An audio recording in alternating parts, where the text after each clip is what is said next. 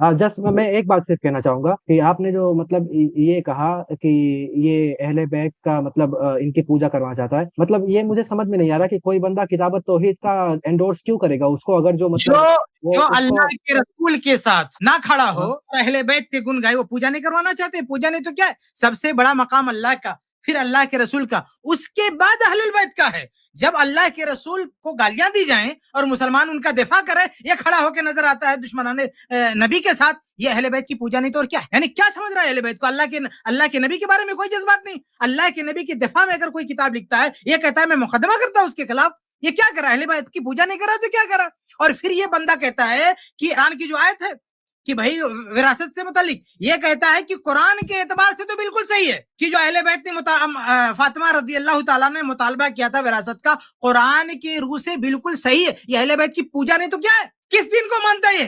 कैसे बोल सकता है कि कुरान के रूह से? क्या हदीस को छोड़ के कुरान के रूह से हवाला दे सकता है? ये अहले बैत की पूजा नहीं तो क्या है? यानी अहले बैत के बिल मुकाबिल में हदीस को किनारे लगा दिया।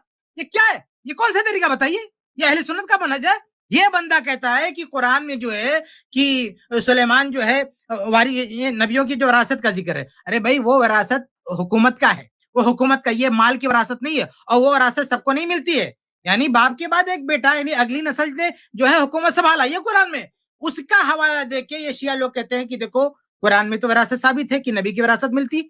अरे वो मीराज थोड़ी है, वो तो एक कोई आदमी आके हुकूमत पे बैठता है, मीराज क्या बढ़ती? मीराज तो सारे बच्चों की मिलती।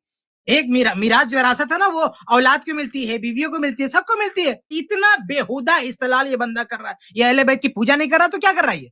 है? मतलब किस मकाम पे खड़ा किया अहले बैत कि वो कुरान की आयत में तहरीफ करेगा, कुरान के ताल्लुक से झूठी बातें फैलाएगा? इन झूठों ने, लफंगों ने जो जो अल्लम गलम फैला रखा, उसको लाके उसे आपके जहन में डालेगा। तो मिशन क्या है? सिर्फ ये कहता है कब्र में पूछा जाएगा अहले बैत के बारे में। ये पूजा नहीं तो क्या, बताइए मुझे? इस बंदे ने अपनी वीडियो में कहा है कि कब्र में मरने के बाद सवाल होगा, अहलुल बैत के बारे में सवाल होगा, अहलुल बैत के बारे में सवाल होगा, अल्लाह के बारे में सवाल होगा। सुनन नबी दाऊद के रिवायत से क्या सवाल होगा? मा कुंत तअबुद। जाओ सुनन किताबुल मसला बाबुल मसला फिल कब्र उठा के देखो, सुनन नबी दाऊद की हदीस है। फरिश्ते सवाल करेंगे मा कुंत तअबुद। इसी को दूसरे अल्फाज में कहा गया मन रब्बु का, तुम्हारा रब कौन है? रब का मतलब कि तुम इबादत किसकी करते थे? उसी को दूसरी हदीस में ताबीर किया गया मा कुंत तअबुद, तुम किसकी इबादत करते थे? ये सवाल होगा। ये कहता है अहले बैत के बारे में पूछा जाएगा। किधर अहले बैत के बारे में पूछा जाएगा?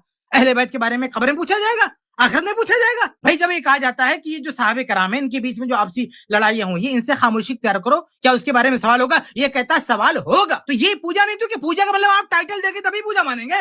अल्लाह के नबी सम के बाद कोई नबी नहीं आएगा। अब इसका मतलब है कि कोई अपने आप को नबी ना बोले, बल्कि जो चाहे बोल दे। हमारे ऊपर वही आती है, हमारे ऊपर फरिश्ते आते हैं, हम पर दीन नाजिल होता है, हमको सब कुछ मिलता है।